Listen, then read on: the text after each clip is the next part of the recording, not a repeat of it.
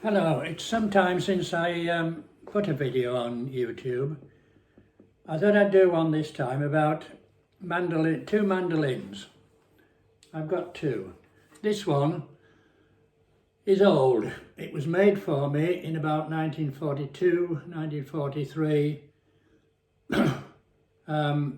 when I was about 12, 13 years old. Crikey. So this mandolin is what, 80 years old? Oh, I don't know what that makes me. Anyway, let's carry on. Yeah, it was made for me by an Italian prisoner of war.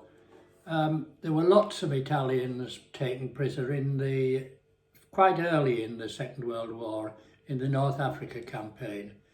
And about 4 or 5 miles from where we lived in Westmoreland, Cumbria as it is now, there was an Italian prisoner of war camp, and the Italians used to go out and work on the farms and or wherever. My uncle, who was a blacksmith, he had one working for him, and my dad, who was a joiner, who had his own business, he had one.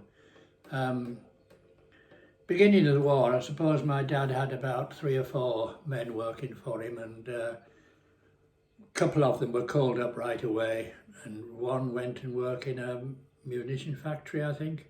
So he was short of people to do his work. He still had work to do for the farmers and for building work. Anyway, I think the chap was called Luigi. He came from Sicily. He was a cabinet maker and a very skilled craftsman, very skilled. He used to come up on his bike. He had like a red postman type bike that he came up from the camp every morning with his packed lunch, although a lot of the time he used to eat with us, and worked there with the other guys. And he made this for me. It is quite remarkable because he made it from spare bits of timber. We've got mahogany there. The outside is made of a piece of oak with some pine top and bottom, brass little inlays for the frets, and this bit here, the bridge, is probably a bit of an old toothbrush or something. I think he just used anything. A bit of aluminium there that he did a little bit of a pattern on. The only thing that I refurbished this some years ago. The glue was coming away from the top. The top was coming off, the bottom was coming off.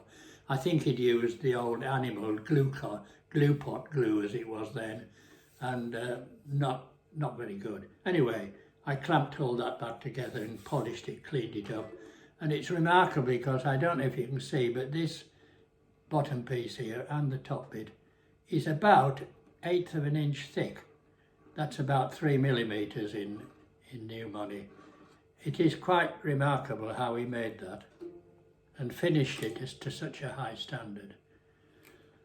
Yeah, another thing that I did was to replace the tuning mechanism at the top, because previously he just had made some wooden pegs, rather like in a violin, to hold the strings. But of course, these are metal strings, and there's too much tension really for it to be held by a wooden peg. You'd be retuning all the time. So I did that. Whether I should have done it or not, I don't know. Perhaps I should have kept it original, but it was really quite almost unplayable. So I got these, fitted them. I had to extend the sides a little bit and put a slot in there to receive the strings. But there we are, 1942, 1943, and I still got it. For a long time I couldn't get it to tune properly. I thought perhaps these frets had been put in at the wrong distances, but it wasn't that. It was the distance of the bridge. It was down here somewhere. I had to slide it around till I got it so as I could play a sort of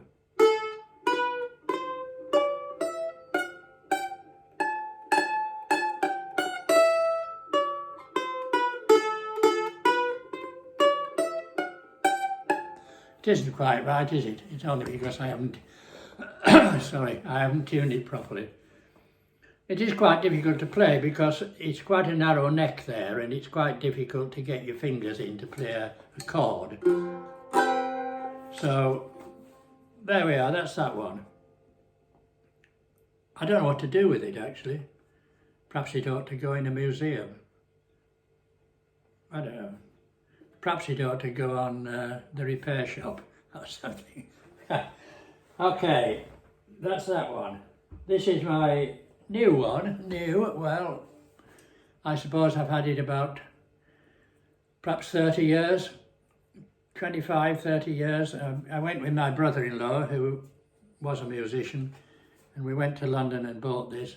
It wasn't very expensive. It was about, well, under £100 then, probably more now. I think made in Romania, from what I can make out from the label inside. Much better tone than the other, but then it is professionally made.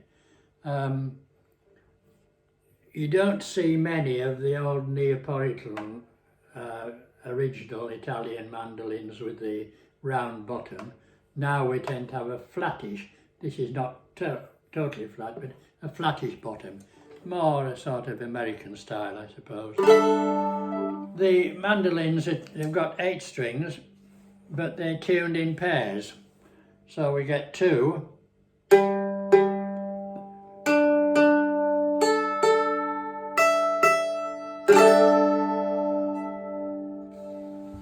So in effect we've got 4 strings, but 2 of them are together, so you can do a bit of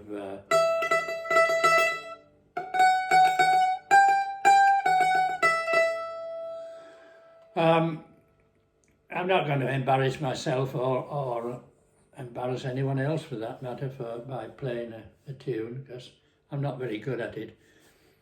I did have lessons, well, one weekend of lessons. Where we used to live in Epping, there was a residential college quite close, and they advertised a course that said, play a mandolin in a weekend. So I enrolled for that. I thought, I'll have a go at this one. And we did play. There were about 12 of us, I suppose.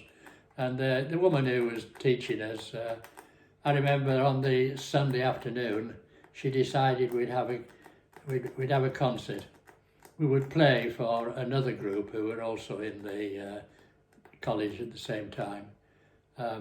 Hopefully they weren't musicians, because it might have been a shocker.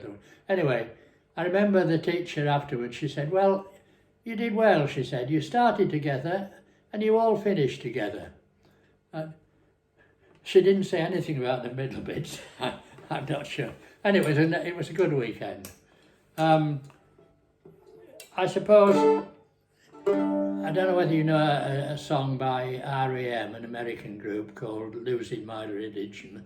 There's a guy there who does the mandolin accompaniment, which is terrific. Yes, I know it finishes at the end.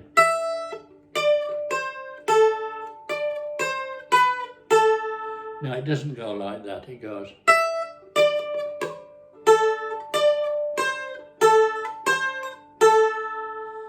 That's the only bit I can play actually from that one.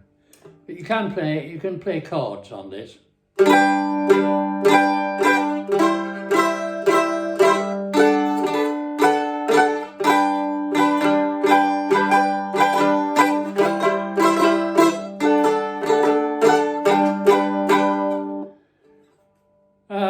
And you can sing to that if you can sing. You can play, a lot of people use the tremolo.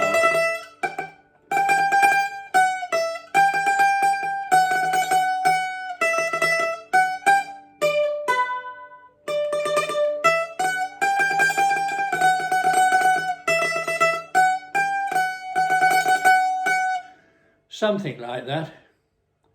I thought I might go busking outside Donatello's Italian restaurant in Brighton and play, you know, sort of reminisce and stuff.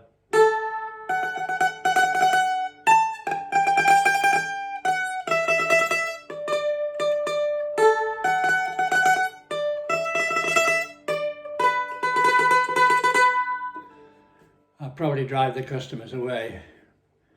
Anyway, there we are. Those are the two mandolins. I hope I haven't gone on too long, because I do tend to do that and people get bored. I even get bored myself, actually. So hopefully that we'll see you again. Bye.